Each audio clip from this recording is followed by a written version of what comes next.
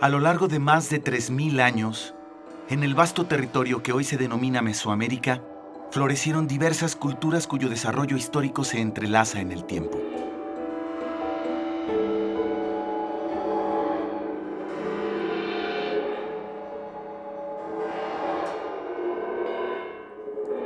Estas culturas tuvieron como identidad y semejanza un profundo sentido de la vida espiritual.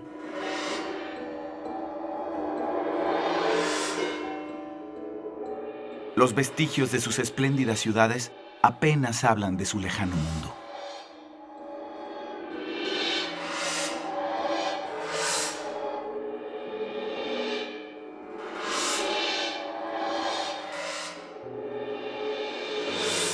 Entre los siglos XIV y XVI, los mexicas dominaron prácticamente toda la región desde su ciudad capital, la Gran México Tenochtitlan.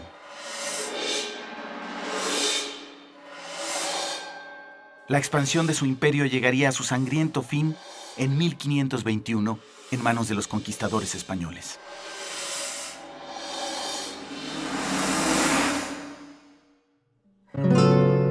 Desde los primeros envíos del Nuevo Mundo a España y a otros puntos del mundo, los barcos transportaban enormes riquezas cargados con grandes tesoros de oro y plata. En las listas de embarque de diversos navíos, también se describen en sus inventarios una gran diversidad de productos y objetos considerados exóticos.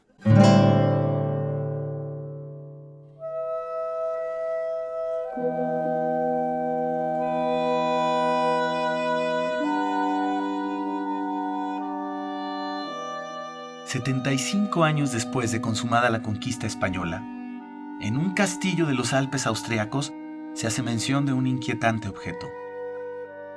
Un sombrero morisco de bellas y brillantes plumas largas de color oro y verdoso, ascendiendo hacia su parte superior con plumas blancas, rojas y azules, adornado con laminillas y rosetones dorados que tiene en su frente un pico todo de oro».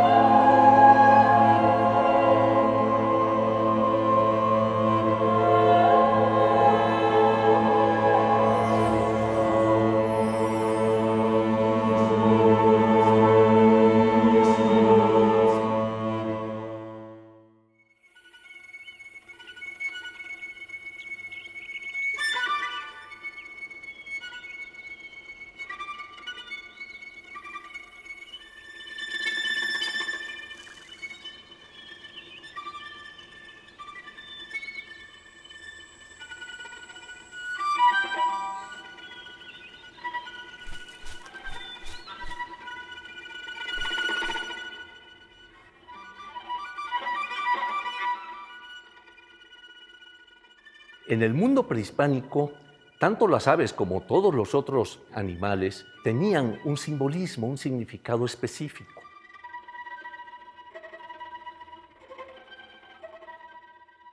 La importancia de las aves y sobre todo de su plumaje lo podemos observar en diferentes culturas mesoamericanas.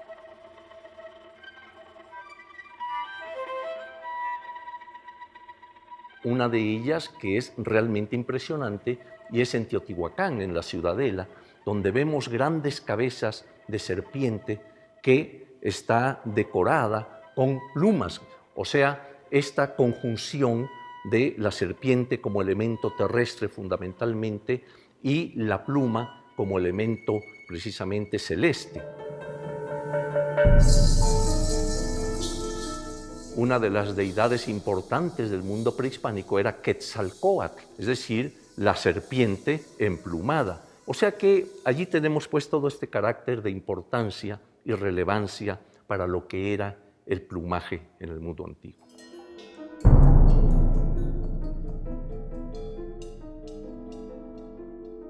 Tendríamos que pensar que la pluma se convierte así en uno de los elementos más importantes para el simbolismo religioso y para el simbolismo de autoridad.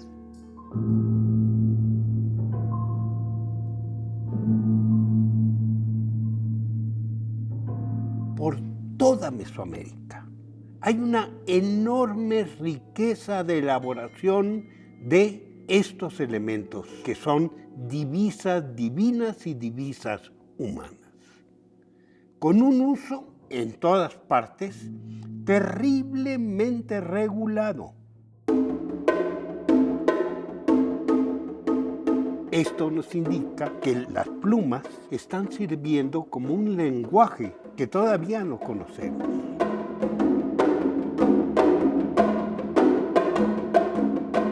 En todo el arte mural teotihuacano existe una gran cantidad de símbolos en que no es estrictamente lo que está indicándonos la figura.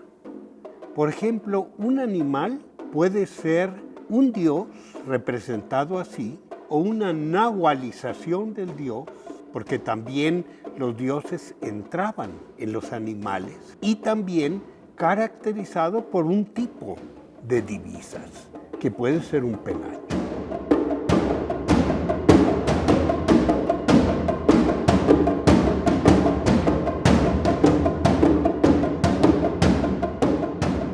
Hay deidades en las que se puede apreciar que también portan un penacho de largas plumas, como es el caso de Coyolxauhqui, en donde se le ve con sus atavíos, sobre todo el adorno sobre la nariz y las mejillas, que le da nombre, ¿no? Y porta este penacho. Esto está indicando tanto su categoría como deidad, pero además como una deidad belicosa. Coyolxauhqui es una mujer, es la luna que va a entrar en combate contra el sol, contra Huitzilopochtli. Entonces, pues, ella tiene este atavío como parte de sus atributos, ¿no? Porque en general, en la figura muy conocida de ella, vemos que está prácticamente desnuda. Solamente porta un pequeño cinturón con una calavera en la parte posterior. Pero el único elemento que trae como adorno, aparte de sus ajorcas, sus pulseras, etcétera, y sus orejeras, desde luego, es este penacho también de grandes dimensiones.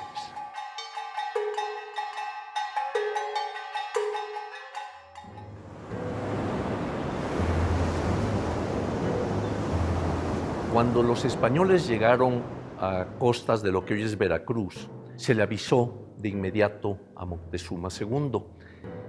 Moctezuma, por aquellos días, andaba muy pesaroso, muy triste, porque había habido una serie de pronósticos, de malos agüeros, etcétera, que, según se decía, vaticinaban el fin de su imperio.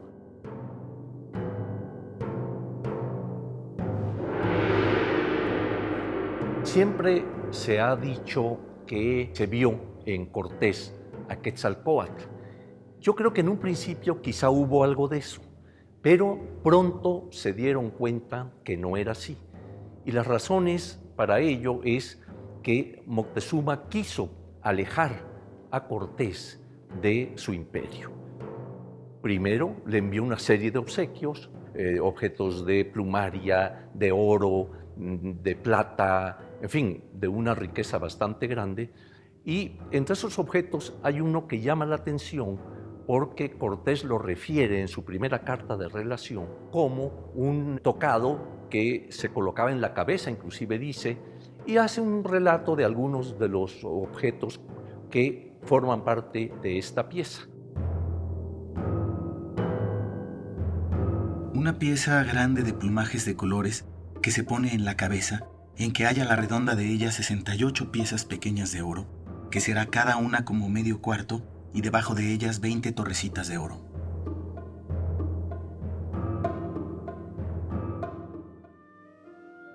A lo largo de la colonia, los objetos elaborados con plumas que llegan de la Nueva España a Europa son numerosos. El penacho no es la pieza de excepción o la única pieza plumaria. Genau Buch geführt, aber sehr wenige haben sich erhalten. Viele sind fragile Objekte, es ist ein fragiles Material, deswegen sind viele im Laufe der Jahrhunderte kaputt gegangen. Also die Geschichte, was sehr oft erzählt wird, dass die Objekte über Karl V., also von Cortés über Karl V. zum Erzherzog gekommen sind, das ist ein Mythos, das wird noch immer bis heute erzählt, aber das ist wissenschaftlich nicht bewiesen. Also wie die Objekte nach Wien gekommen sind, ist teilweise klar. Vorher waren sie im Schloss Ambras ausgestellt, in der Kunst- und Wunderkammer vom Erzherzog Ferdinand II. Von Tirol. Wie sie aber nach Ambras gekommen sind, das ist teilweise ein Rätsel.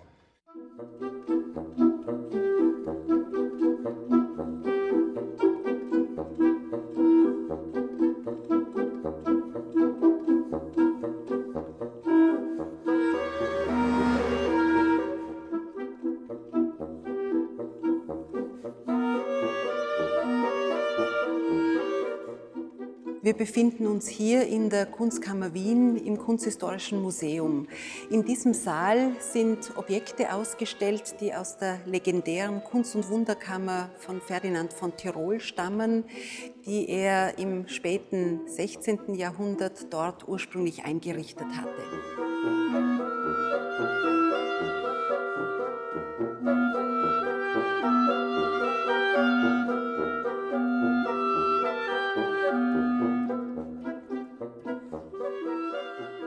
Die Kunst- und Wunderkammer von Ferdinand von Tirol war eine der ersten Sammlungen dieser Art nördlich der Alpen.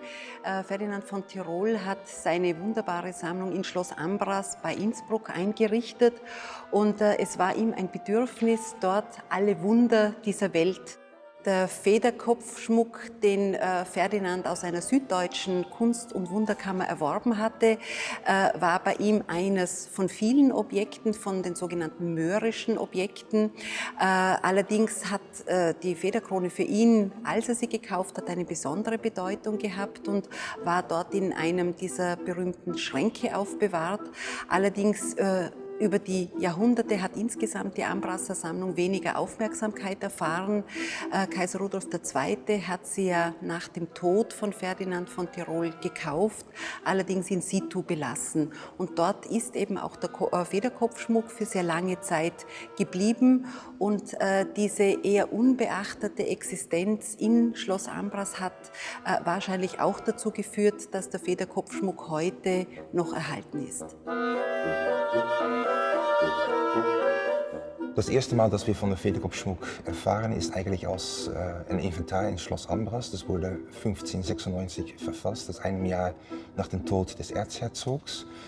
Dann wurde eigentlich seine ganze Sammlung inventarisiert. Und in dieser Inventarliste wird der Federkopfschmuck und auch die anderen mexikanischen Federarbeiten in Schloss Ambras zum ersten Mal erwähnt. Als der Federkopfschmuck in Ambras war, ab 1596, vielleicht ab 1590, gehörte zu diesem Federkopfschmuck noch ein goldener Schnabel. Also der Kopfschmuck hat irgendwie den Eindruck vermittelt, dass ein Vogel dargestellt wurde. Dieser goldene Schnabel leider verschwindet aus dem Ambrasser Inventar im Laufe des 18. Jahrhunderts. Also irgendjemand hat diesen Schnabel, diesen goldenen Schnabel, wegen irgendwelchen Grund entfernt, wahrscheinlich umgeschmolzen.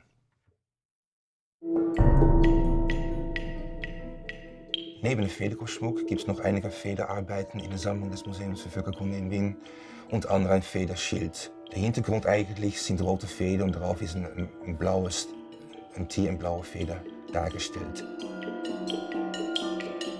Lo que estamos viendo es un cánido sobre un campo rojo y el cánido está cubierto de plumas. El hecho de tener plumas se está vinculando a lo divino. El hecho de ser un animal azul lo vincula al fuego. El hecho de tener una voz, una expresión que está formada por los dos elementos que indican guerra, la corriente de agua, la corriente de fuego, y el campo rojo pudiera ser referente a algún elemento bélico, sangre, guerra, fuego. Es probable, yo no aseguro, que ese bellísimo escudo, ese chimal de plumas, represente simplemente un símbolo del dios del fuego haciendo la guerra. Also das sind so eine Ausarbeitung komplexeste, aber gleichzeitig auch spannendste Federobjekte, das ich in meiner Funktion als Konservatorin untersuchen und konservieren konnte, war mit Sicherheit der Federschild der Cimali, der sich heute im Weltmuseum Wien befindet. Also dieses Objekt, das mit dieser Qualität dann vor einem liegt, ist im Prinzip bedeutet im Prinzip dann ein Eintauchen in eine neue Welt, im doppelten Sinn des Wortes. Man hat eine Materialvielfalt, man hat eine Pracht an Federn, die mit einer Sorgfalt ausgewählt waren. Sicherlich nur die besten Exemplare, die besten Materialien hat man hier verarbeitet. Und man hat dann, wenn man dann sich das Objekt genauer betrachtet, eigentlich bekommt man dann einen Eindruck von der Meisterschaft und einfach von dieser Beherrschung dieses Handwerks.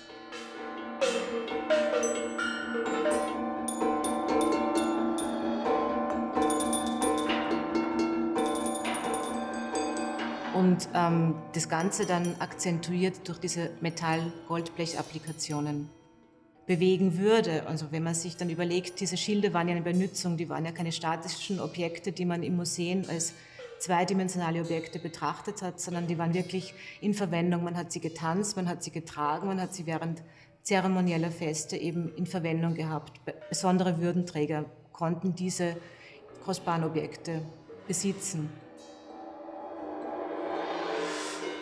Estos chimalis o rodelas, el chimali significa un escudo redondo, se utilizaron no solo en la guerra en la época prehispánica, se utilizaron mucho en la colonia, sobre todo en los primeros tiempos de la colonia. Obviamente son muchos de los mismos usos de los ejércitos que iban a todas partes con los españoles, incluso a coadyuvar en la conquista.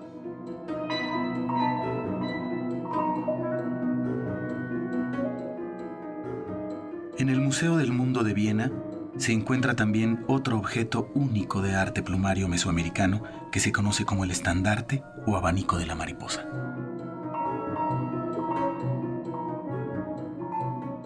De Federfächer oder vielleicht eine Standarte stammt aus der Kolonialzeit, das ist nicht präkolumbisch, denn die Darstellung eines Schmetterlings im Zentrum ist nicht die Art und Weise, wie früher die Mexikaner Schmetterlinge dargestellt haben. Das ist eine Adaptierung eines europäischen Schmetterlings. Und deswegen wissen wir, dass es schon unter Einfluss oder in der Zeit nach der Ankunft der Spanier dargestellt worden ist. Die Federkunst ist lange Zeit im 16. Jahrhundert weitergeführt worden.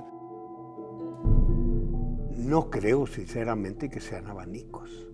Tienen todas las características de ser elementos de prestigio o de guerra.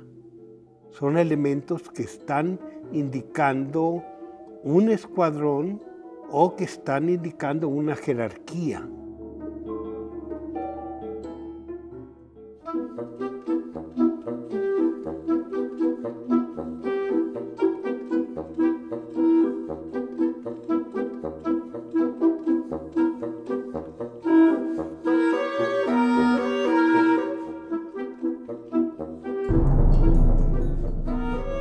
En Alemania, en el Museo Regional de Stuttgart, se encuentran dos escudos de mosaico de plumas. Estos no tienen aplicaciones de oro.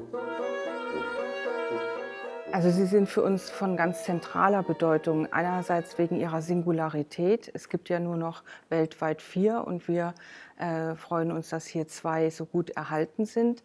Und sie zeigen eben sehr gut, wie man versucht hat, diese Exotika aus der neuen Welt in die Kunstsammlungen und in die Wunderkammern aufzunehmen, um eben diese exotischen, fremden Kulturen auch zu belegen und darzustellen. Erwähnt wurden sie schriftlich in einem Miniaturzyklus, der 1599 angefertigt wurde und ein Festzug der Königin Amerika hier in Stuttgart anlässlich der Fastnachtsfeierlichkeiten durchgeführt wurden. Da sind sie abgebildet, aber sie sind nicht ausführlich beschrieben. Erwähnt werden sie dann erst 1809 im Inventar. Von der Vorderseite würde ich sagen, dass sie im Vergleich mit der frühen Darstellung eben noch so in diesem Zustand erhalten sind. Die Farben haben sich an manchen Stellen sicherlich geändert, aber was auf der Rückseite eventuell fehlt, das wissen wir nicht. Die Federschilde wurden 1809 erstmals im Inventar der Kunstkammer erwähnt. Dort wurden sie als Erwerbung bezeichnet und sie kamen aus dem säkularisierten Schloss Weingarten hierher nach Stuttgart und sind seitdem Bestandteil der Sammlung des Landesmuseums Württemberg. Nicht direkt, aber wir haben Rechnungen und auch Tagebuchaufzeichnungen, die belegen, dass schon früher um 1600, 1602 und 1607 immer wieder indianische Objekte hier nach Stuttgart gekommen sind, um in die Wunderkammer zu gelangen. Das waren indianische Dinge, teilweise auch indianische Kleidung mit Federn, so wurde es dann beschrieben. El simbolismo de la greca sobre un chimali es muy, muy común. No nada más de Mesoamérica, sino más allá de Mesoamérica. Aquí se le ha llamado greca escalonada y anteriormente recibía el nombre de Xicalcoliuqui. Hay muchas representaciones en los códices indígenas de escudos de chimalis que llevan la greca escalonada o el Xicalcoliuqui como elemento principal o total.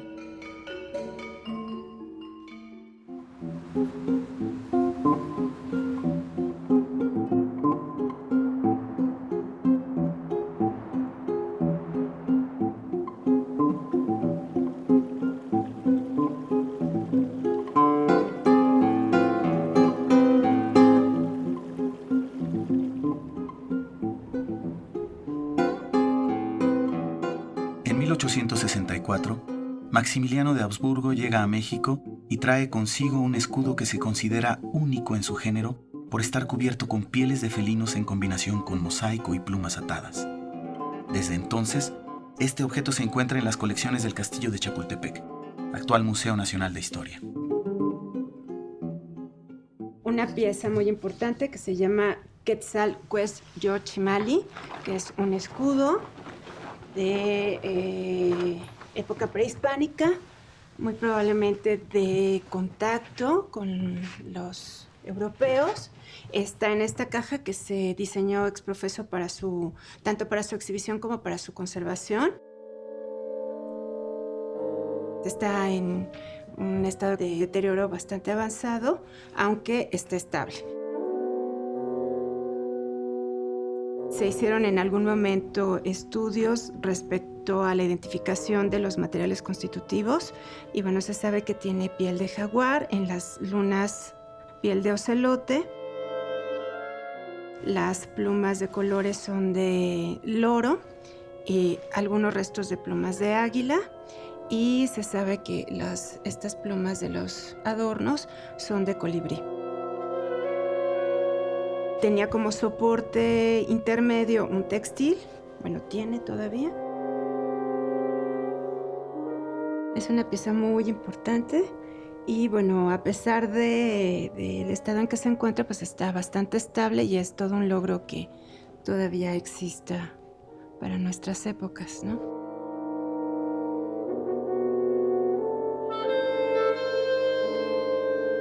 Uno de los elementos de este escudo es un glifo muy común que es en forma de media luna.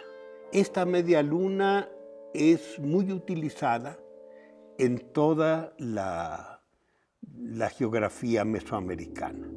Hay un adorno que se llama yacametzli, quiere decir nariguera lunar. que es el que va designando a la diosa de la luna o a los dioses lunares.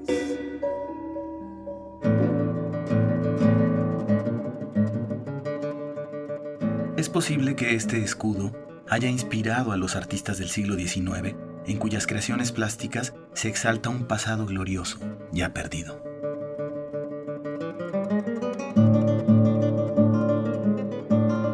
En las primeras décadas de México como país, las románticas ideas del lejano mundo prehispánico se convierten en orgullosos emblemas de una nación antigua y moderna que ha permanecido latente a lo largo del tiempo.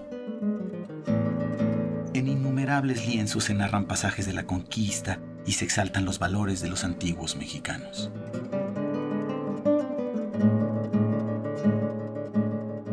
En esculturas se plasman los símbolos de la ancestral cultura, particularmente aquellos de los que se tiene referencia, como los vestigios arquitectónicos de las majestuosas pirámides y ciudades mesoamericanas.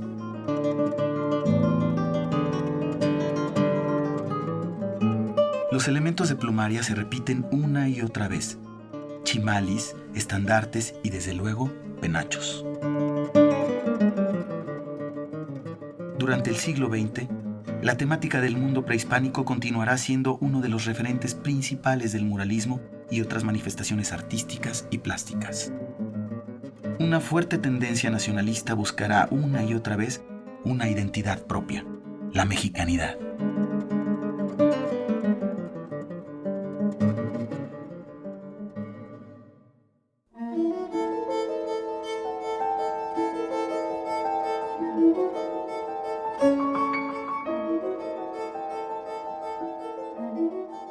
En el Museo Nacional de Antropología se encuentra lo que se cree fue el centro de un chimali, ya que hay evidencias de que fue cortado. Está elaborado con la técnica de mosaico de plumas. Mide poco más de 20 centímetros de diámetro.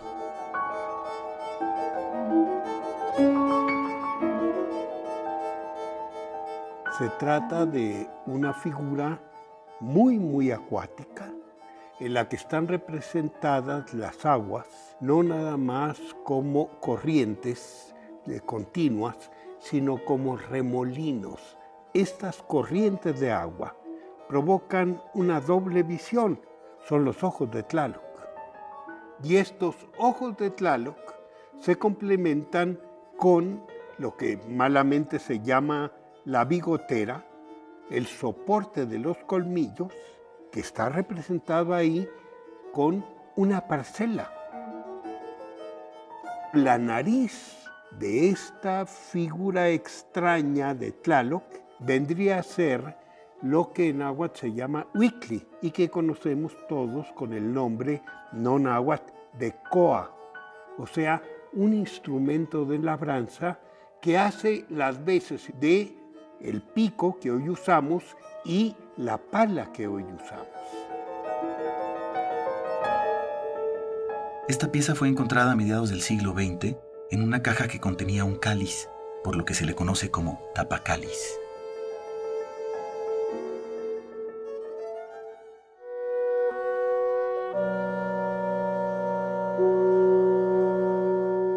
En la década de los años 40 del siglo XX, durante la construcción de edificios en los terrenos de lo que fue el recinto sagrado de Tenochtitlan, múltiples objetos de gran valor fueron rescatados.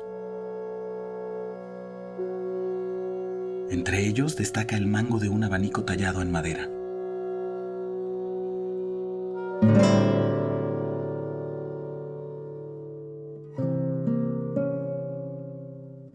Desde el pasado prehispánico, el estado de Michoacán se destaca por su producción de arte plumario.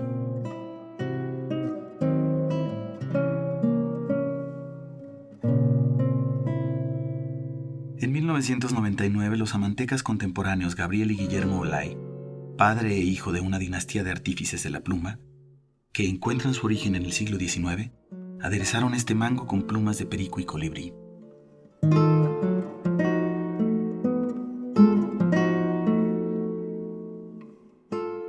Se siguen los mismos pasos, la misma tradición que puedo asegurar que la escuela tolteca, que pasa a ser después la azteca, sigo yo haciendo exactamente lo mismo que hacían ellos, ¿sí? Han cambiado los materiales. Ellos cortaban con obsidiana, yo corto con tijeras. Ellos utilizaban de pegamento el zacutle, yo utilizo la cera de Campeche, ¿sí?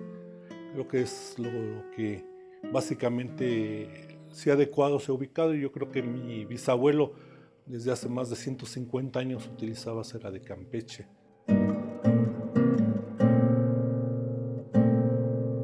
En el México Antigua, con los amantecas, cuando uno se convertía en un oficial de pluma, pues ya era un grado de técnica y conocimiento de la pluma.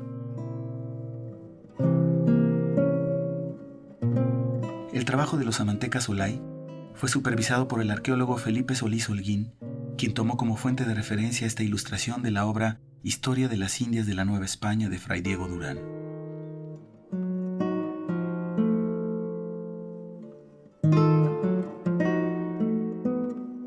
La pieza se exhibe en el Museo Nacional de Antropología.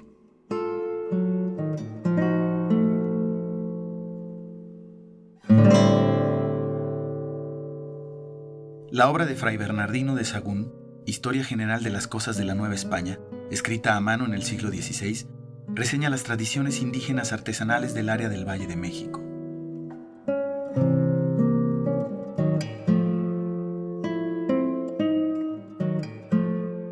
En el libro 9, las descripciones e ilustraciones plasman el complejo y minucioso trabajo de los amantecas, diestros artífices que dominaban el arte de la plumaria.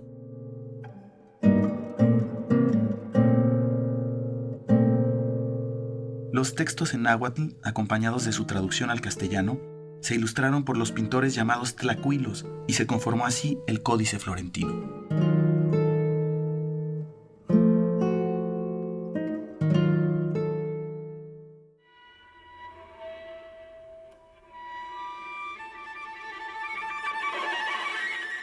En el Museo Nacional de Antropología se exhibe la reproducción del penacho que elaboró, entre los años de 1939 a 1940, el artista Francisco Moctezuma. Basándose solamente en algunas referencias y descripciones del penacho de Viena, el amanteca logró una pieza de gran similitud al original, tanto en la cantidad de elementos que lo componen como en sus dimensiones.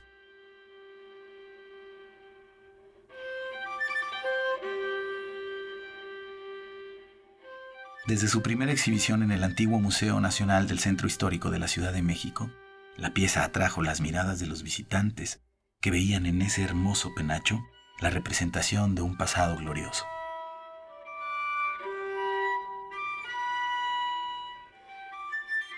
Si bien las técnicas de su manufactura difieren, el resultado es igualmente espectacular, ya que se utilizaron plumas de quetzal y las aplicaciones metálicas, al igual que el original, también son de oro.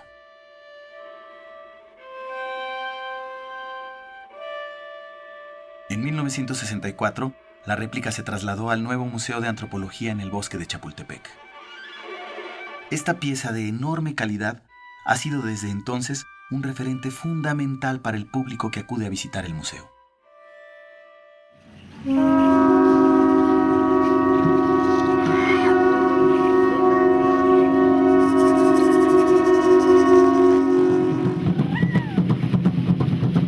La tradición del arte plumario continúa vigente. La fascinación por las aves y su plumaje es una constante en el pensamiento y en las costumbres de prácticamente todos los pueblos indígenas de México. Su presencia en atuendos y objetos indican su importancia ritual y representan la continuidad de culturas milenarias. En la percepción popular, los penachos, a diferencia de ser simples tocados, son reconocidos como símbolos de jerarquía o como evocaciones de un glorioso pasado prehispánico.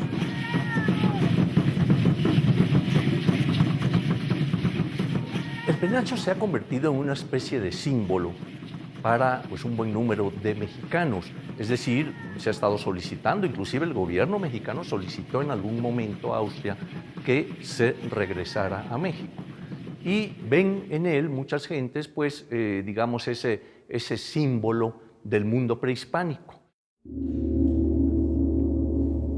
La biografía documentada del penacho en Europa se inicia en 1596, al ser descrito en el inventario de la sucesión de Fernando II del Tirol, ya que formaba parte de lo que se conoce como la colección del Castillo de Ambras.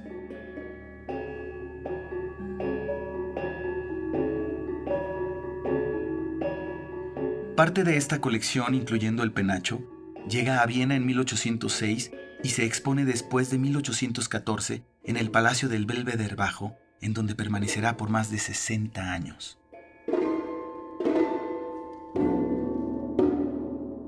Posteriormente, parte de la colección de Ambras se traslada al Museo de Historia Natural de Viena y el penacho se exhibe por primera vez en ese recinto en 1889.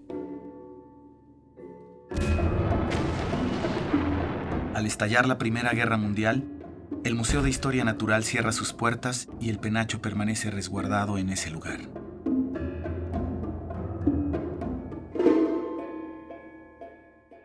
En 1918, las colecciones etnográficas se retiran del Museo de Historia Natural y se trasladan al Museo de Etnología de Viena, que se inauguraría 10 años después.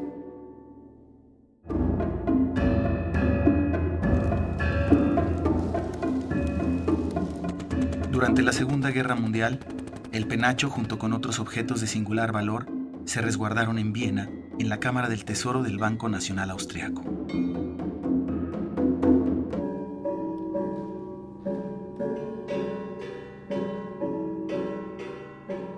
Al término de la Segunda Guerra Mundial, el penacho viaja por única vez fuera de Austria. Se exhibe en Zúrich, Suiza, en la exposición temporal Obras Maestras de Austria, de octubre de 1946 a marzo de 1947.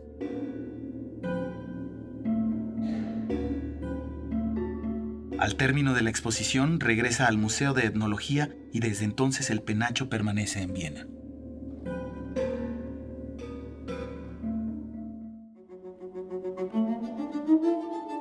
En mayo de 2013, el Museo de Etnología de Viena cambia su nombre por el de Weltmuseum, Museo del Mundo.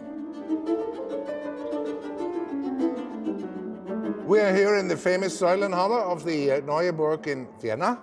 It's in the center of Imperial Vienna, a late 19th century palace.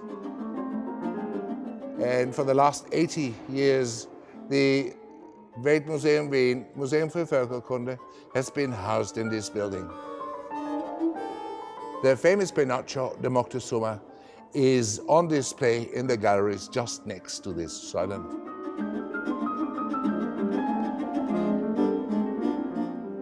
Over the last few years, there was a fantastic research project of Mexican scholars and restorers and Austrian scholars and restorers in this museum studying and restoring the Pinocchio de Moctezuma.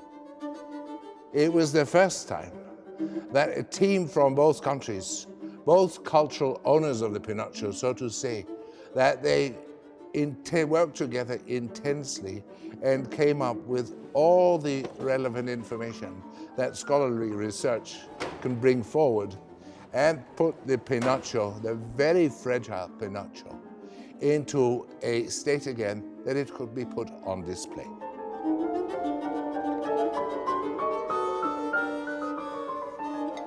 El proyecto tuvo dos propósitos principales. El primero fue estudiar la pieza, por supuesto dada su importancia y en virtud de que no se había estudiado con las nuevas tecnologías, y el segundo, proponer un protocolo de conservación y restauración para ejecutarlo y finalmente que el penacho no solo se estabilizara, sino que contara con una nueva infraestructura museográfica que le permitiera prolongar su vida física. Se conformó un equipo binacional de expertos comisionados por ambas naciones en el que trabajamos arqueólogos, antropólogos, etnohistoriadores, ingenieros, químicos, conservadores. Also ja, in seiner mehr als 500-jährigen Geschichte haben verschiedene Faktoren auf den Federkopfschmuck eingewirkt und ihn natürlich mit der Zeit maßgeblich verändert. Die erste Herangehensweise an das Objekt war, glaube ich, mit das Interessanteste, vor allem war es natürlich auch spannend, diese vielschichtige oder komplizierte Herstellungstechnik genau zu untersuchen und herauszufinden, wie das Objekt zusammengesetzt ist, weil es ja doch, wenn man es betrachtet, genau so gestaltet ist, dass man auf den ersten Blick eben nicht sieht, wie die einzelnen Materialien miteinander zusammenhängen. Die verschiedenen Faktoren, die das Objekt beeinflusst haben, sind natürlich einmal die natürliche Materialalterung. Das betrifft natürlich die organischen Materialien viel mehr als die anorganischen. Wir haben es ja hier mit einem Kompositobjekt zu tun, was einen ziemlich komplizierten Aufbau oder eine ziemlich komplizierte technische Verarbeitung erfahren hat für die Herstellung. Und als zweiten großen Faktor kann man die klimatischen Schwankungen nennen, die das Objekt erfahren hat, zum Beispiel Änderungen in der relativen Feuchte, in der Temperatur und eben auch in den Lichtverhältnissen. Als dritten großen Faktor, den man auch sofort, wenn man das Objekt etwas näher betrachtet, der einem sofort ins Auge fällt, ein ehemaliger Befall mit Insekten und die heute sichtbaren Schäden. Und das bedeutet eben, dass jetzt zum Beispiel im Fall für die grünen langen Federn natürlich die Substanz stark geschädigt wurde durch Insektenfraß. Das heißt, wir haben halt heute sehr viele Fehlstellen in den Federschäften, in den Federfahnen und eben auch in der Feinstruktur. Und das führt natürlich zu einer erhöhten Bruchanfälligkeit des Materials, also des Federmaterials in dem Falle, und destabilisiert das ganze Objekt von Grund herauf. Also wir haben einerseits erstmal eine Reinigung aller Oberflächen ausgeführt, und zwar zunächst den lose aufsitzenden Staub entfernt mit einem Mikrofeinstaubsauger mit HEPA-Filter. Die Metalloberflächen wurden alle gereinigt. Die Reinigung hat sich natürlich hauptsächlich auf die Vorderseite konzentriert. An der Rückseite haben wir nur partiell reinigen können, in den Bereichen, in denen wir eben stabilisierende Eingriffe vorgenommen haben.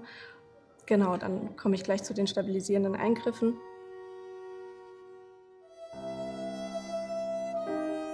La observación de la cara posterior del penacho muestra una red en forma de gorro, a la que se ataron secuencias de plumas de ala de quetzal que posiblemente evocaban la cabeza del ave.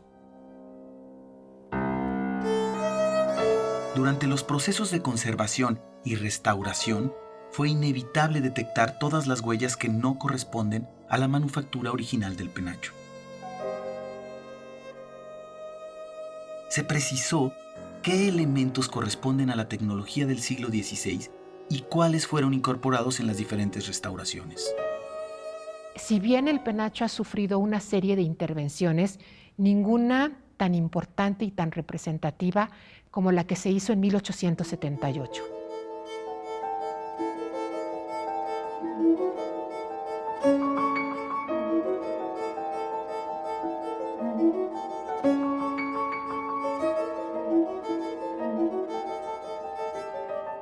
De entre las colecciones del Museo de Historia Natural de Viena, el naturalista Ferdinand von Hochstetter redescubre el penacho dentro de una vitrina y lo rescata del anonimato.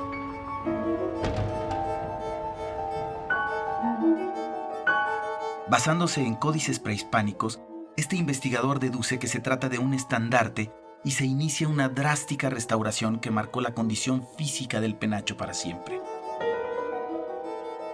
La restauración se realiza conforme a los cánones de la época que daban prioridad al lucimiento formal y bajo el supuesto de que se trataba de un estandarte abierto en forma de abanico. Esta intervención se pudo tipificar a partir de las huellas físicas que dejó: un montaje plano, pérdida significativa de tridimensionalidad, dinamismo y flexibilidad. En ese tiempo, no se tenía muy claro el uso del penacho. Si bien se había descartado su origen morisco, como se menciona en el inventario de Ambras de 1596, se pensó también que podría tratarse de un delantal o de una capa. Durante mucho tiempo se ha identificado a este penacho como la corona de Moctezuma, lo cual es un error. No se trata de un copili o corona de oro a manera de tiara, sino de un apanecayotl, para ser exactos de un quetzalapanecayotl, o sea, una divisa, un gran tocado de plumas de quetzal. dass Moctezuma und auch seine Vorgänger, aber auch andere Herrscher von Stadtstaaten im jetzigen Mexiko nicht mit dem Federkopfschmuck gekrönt wurden sozusagen, kennen wir auch nicht nur als Erzählungen, aber das wurde auch bildlich festgelegt von Mexikanern als ursprüngliche indianische Handschriften, sogenannte Kodizes, kennen wir solche Darstellungen, wo diese Herrscher mit so ein dreieckiges Diadem abgebildet worden sind. Por otro lado, gracias a los procedimientos aplicados en 1878, fue posible el rescate y revaloración integral del penacho, ya que se recuperaron cualidades formales de la cara frontal. En gran parte se respetan materiales y técnicas originales y se inicia un control de plagas sistemático.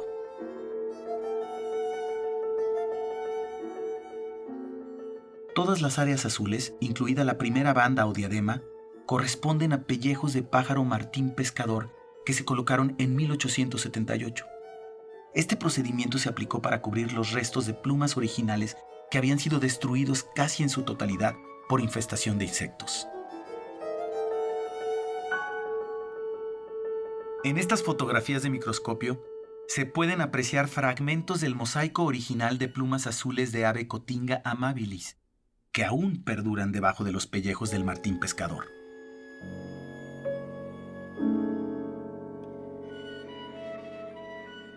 Durante la restauración de 1878, todos los elementos de oro que se perdieron habían dejado su huella y sobre esta se sujetaron con hilo amarillo reproducciones de latón dorado imitando las formas originales. En la reciente intervención, estos elementos no pudieron sustituirse por piezas de oro debido a que el hilo amarillo atraviesa de manera poco sistemática todas las capas y la estructura del penacho y hubiese sido mayor el daño. Se optó por conservarlas de latón. Del inventario de los 1.544 elementos metálicos presentes en el penacho, 1.171 son originales. La imagen actual del penacho es la misma que se tiene desde finales del siglo XIX. No se le han añadido nuevos elementos desde entonces. En su emplazamiento actual, mide 1,30 m de alto por 1,78 m de largo. También hay una parte dentro de la ética de la conservación que sí consideramos y evaluamos y es, digamos, la historicidad del objeto.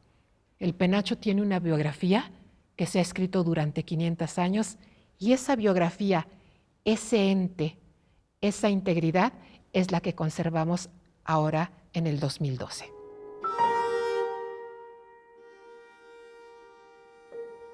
Con el apoyo de los rayos X, de la microscopía electrónica y de otras técnicas de investigación, logramos no solo conocer las técnicas de la manufactura original y detectar las intervenciones.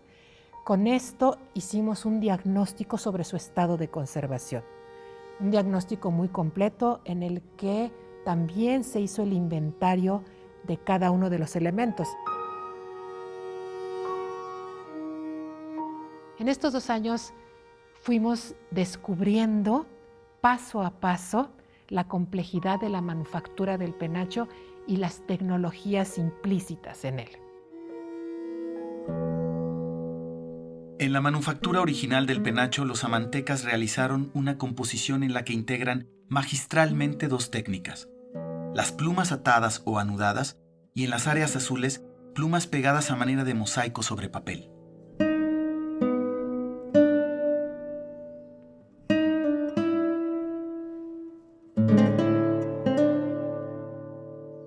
Para que los amantecas, artífices plumarios, pudieran tener a la mano lo necesario y crear esta valiosa pieza, otros artesanos tuvieron que preparar con antelación una serie de materiales. 2 clases de papeles finos elaborados con fibras de agave y algodón, palos y varillas con características específicas, fibras e hilos de agave y algodón con diversidad de largos, torsiones e hilados.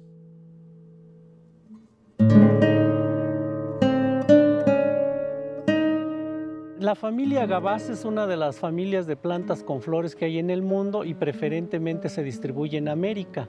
En México tenemos el 75% de las especies que hay a nivel mundial, es decir, de las 200 que crecen en todo el mundo, 150 están en nuestro país, 119 son endémicas. Entonces México es el país de los magueyes, podemos llamarlo así, puesto que aquí se originaron, aquí se diversificaron y también presentan sus mayores usos. En el penacho de Moctezuma se han encontrado hilos de agave como estos, por lo menos en 3 partes, ya sea alrededor de las plumas, alrededor de los soportes, etc. Y entonces son hilos de diferentes grosores, seguramente de este tipo.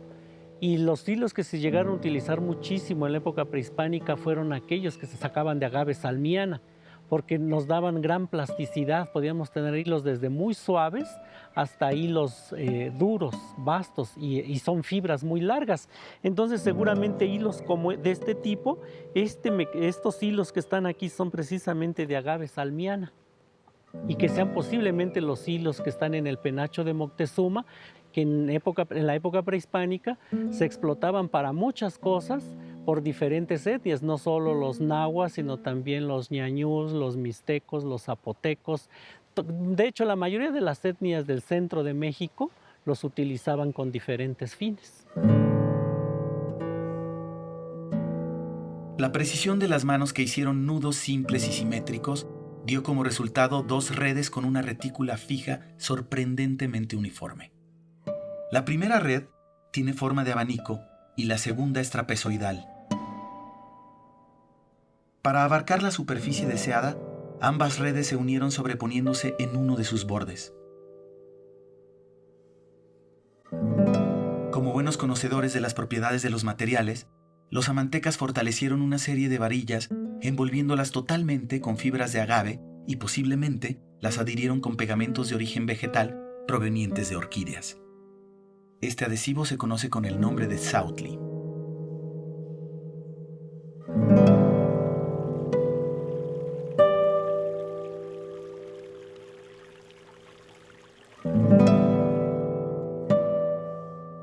Se conoce como Sautli al mucílago extraído de las orquídeas. El Sautli es un polisacárido, es decir, que está compuesto de azúcares. Y cada especie, lo que sí hemos visto es que cada especie tiene azúcares diferentes y eso le da ciertas propiedades, nada más.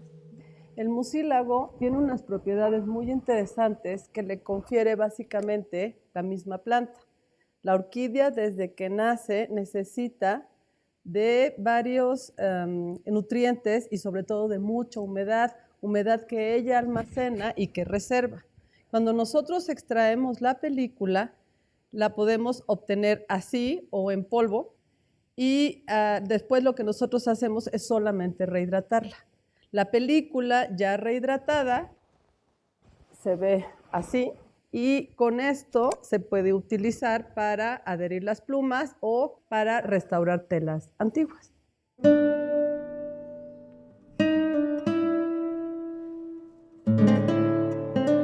Sobre las redes se colocaron al centro 7 varillas largas y radialmente 20 más cortas, 10 de cada lado. Todas las varillas se sujetaron a las redes de manera equidistante. 2 palos largos, envueltos parcialmente con la fibra, se colocaron en paralelo y se unieron por medio de 4 travesaños.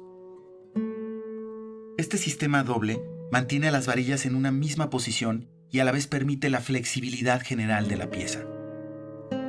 La red en forma de abanico envuelve la primera y última varillas. A la estructura se le añadieron en ambos lados 2 varillas gruesas envueltas en sus extremos superiores con fibras. Lo más probable es que sirvieran para manipular el penacho. Se trata de una obra de ingeniería dinámica artesanal. Su construcción y técnicas de manufactura originales estaban diseñadas a prueba de uso. Se podía manipular, doblar y mover con rangos de amplitud considerables sin que una sola de sus plumas o laminillas de oro se desprendieran. Las volátiles plumas, además de ser sumamente atractivas a la vista y al tacto, son bioestructuras que pueden ser resistentes y flexibles. 4 especies fueron las portadoras principales para la confección del famoso penacho. Hablaríamos como una primera instancia de Cotinga amabilis, que proporcionó este color azul turquesa y que tiene su garganta y vientre color púrpura. Menciono al macho porque de la hembra no hay evidencia de su presencia. La otra ave portadora de plumas, para darnos el color rojizo carmesí, es el de la espátula, Platalea ajaja, y es muy curioso mencionar que de las 5 especies que existen en el mundo, solo la que se distribuye en México presenta los colores rosados. Las demás son totalmente blancas. Luego los colores café terroso pudieron provenir particularmente del pájaro vaquero, o también conocido pájaro ardilla porque brinca de árbol en árbol buscando su alimento, y es Piaya cayana. Sus plumas de la cola larga, café canela, son las que están entrelazadas para formar las secuencias en las hileras de plumas del tocado, de las cuales descansan las plumas del quetzal, que en mi opinión fueron tomadas algunas de ellas del ala del quetzal y desde luego las largas caudales del macho. Fueron seleccionadas para formar los diferentes niveles que constituyen el tocado. Todas las plumas fueron cuidadosamente seleccionadas. Debían tener la longitud deseada y conservarse en buen estado. Eran tan preciadas como el oro, la turquesa o el jade.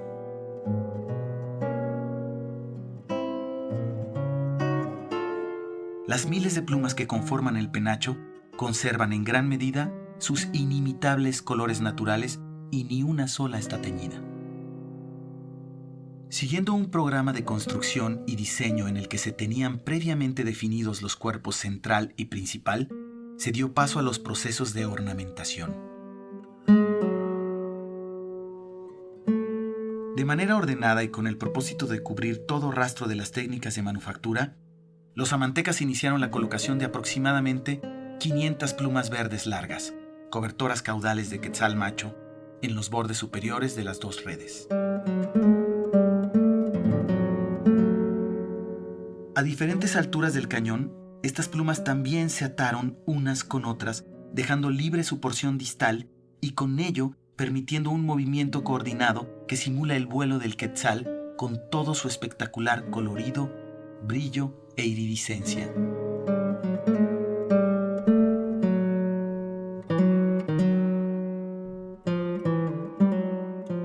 La lógica general de ornamentación consiste en que en su eje horizontal, la incorporación de elementos se hizo del centro hacia los extremos, alternando los costados derecho e izquierdo. En su eje vertical, el trabajo se realizó de arriba hacia abajo, es decir, del exterior hacia el centro de la forma semicircular que tiene el penacho.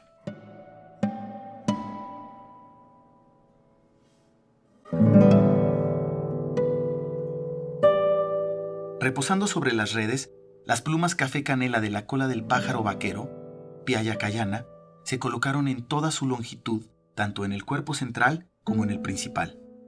Sus puntas terminan en unas manchas blancas que fueron recortadas, marcando la frontera visual con respecto a las plumas verdes largas. Es posible que en este momento se hayan cosido las 3 secuencias de discos de oro sobre las plumas caudales del pájaro vaquero. Cuando los españoles vieron los presentes de Moctezuma, quedaron maravillados de la gran riqueza de oro y la alta calidad de su manufactura. La cultura mixteca de Oaxaca se distingue por la habilidad de sus orfebres.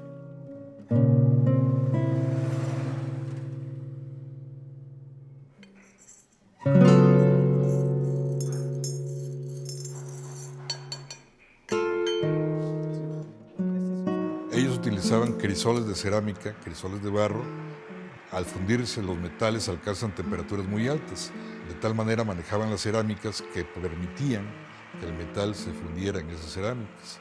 Se ponían estas tierras que recogían de los ríos que contenían los metales, se ponían en estos recipientes, en estos de barro, y ayudados simplemente por la boca, por soplentes manuales y por orificios de entrada y salida de aire, permitían que de alguna manera se alcanzasen esas temperaturas para fundir los metales. En el caso del penacho, la técnica que se utilizó para elaborar esas piezas es el martillado. Es un martillado que básicamente adelgazaban la lámina a un grosor que les permitía hacer las figuras que ellos pensaban.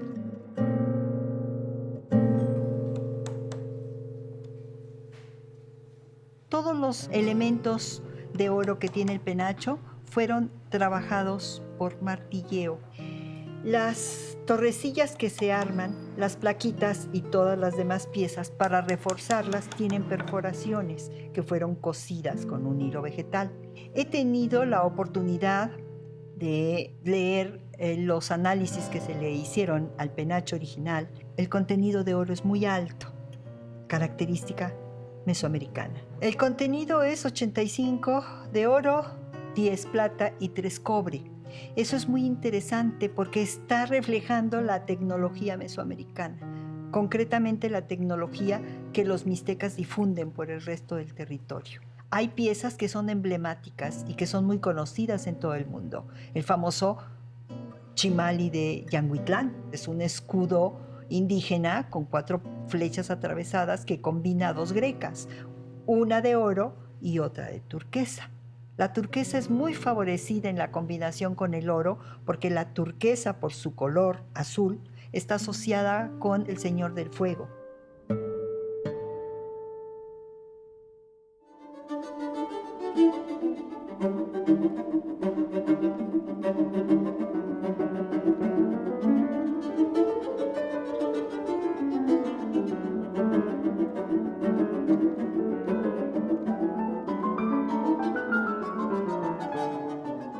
Das binationale Forschungsteam wollte den altmexikanischen Federkopfschmuck in allen Aspekten tiefgreifender arbeiten, sowohl was den historischen Befund anbelangt, die Provenienzgeschichte anbelangt, aber vor allem auch was den physischen Befund des Objektes anbelangt.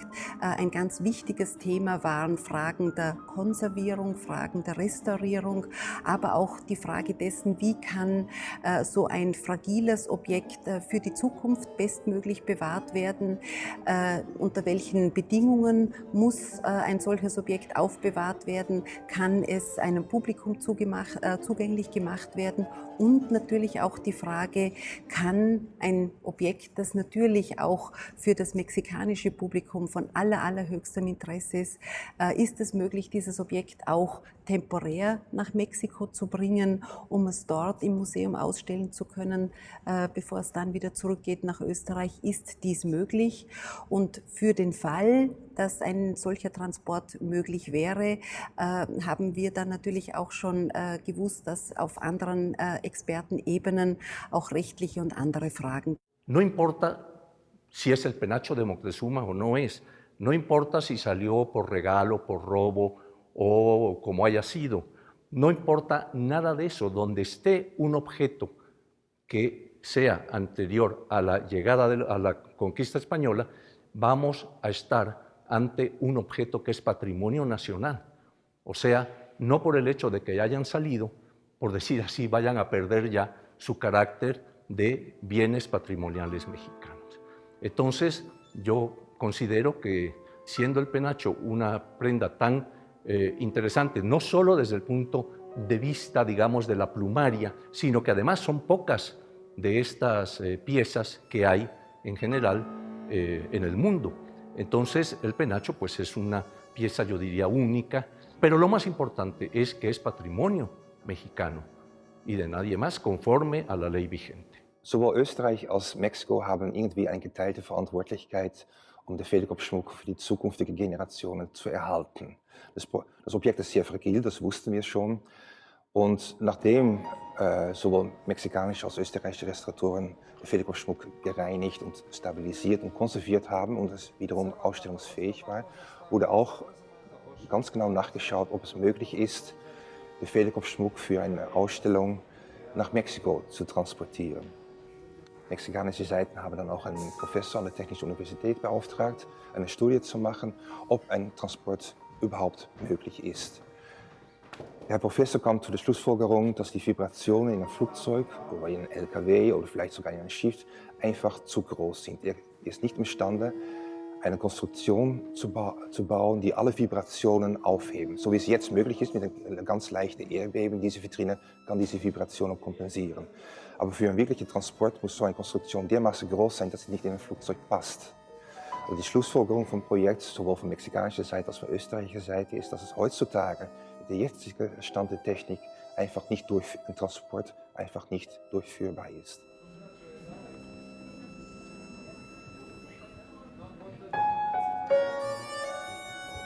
Si algún día el penacho regresara para quedarse en su lugar de origen, quienes deben dictaminar el estado en que está serían precisamente restauradores que, sobre todo quienes han hecho ahora el trabajo de restauro en la pieza misma, ¿no?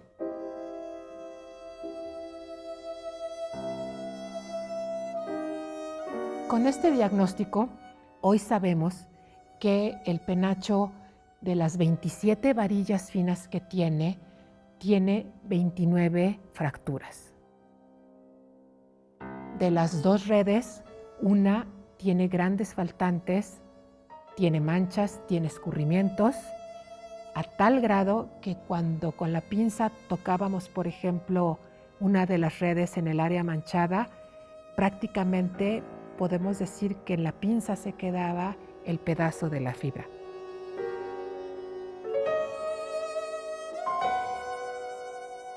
De los elementos metálicos, 98 se encontraban sueltos sobre la pieza, podíamos tocarlos y separarlos de la pieza, los amarramos, hicimos muchas pruebas con hilos de algodón, con hilos de seda. También hicimos el diagnóstico de las plumas, más de 100 se encontraban fracturadas y muy mal atadas. Todo esto lo que nos habla es de un diagnóstico de estado de conservación, de un objeto elaborado básicamente con materiales orgánicos, que ha sufrido traslados, almacenamientos, guerras, rapiña. El penacho tenía un pico de oro originalmente. Ja, generell weist der Federkopfschmuck einen sehr fragilen Erhaltungszustand auf und das liegt natürlich einerseits an seinem Alter und andererseits an der fragilen Struktur von den gealterten Federn oder von dem kompletten gealterten organischen Material. Wir werden aber versuchen, den Federkopfschmuck so lange als möglich für die Besucher zugänglich zu machen, auch für die Mexikaner natürlich. Bis heute ist es so, dass die mexikanischen Besucher umsonst Eintritt haben, möchten sie den Federkopf anschauen. Und das wird auch in Zukunft so sein. Wir werden also ernsthaft versuchen, diese kleine Ausstellung so lange als möglich offen zu halten. Aber die Vitrine, wo er jetzt ausgestellt ist, wird auch in Zukunft zu sehen sein. Diese Vitrine ist wirklich noch up-to-date, letzte technische Standards. Und diese Vitrine wird gehandhabt werden. Aber der Federkopfschmuck wird prominent in der Ausstellung vertreten sein. We have a fairly large collection of Mexican material, both ancient and recent material. And for us, it's extremely important to tell the stories about Austria and Mexico with these collections in collaboration with our colleagues from Mexico.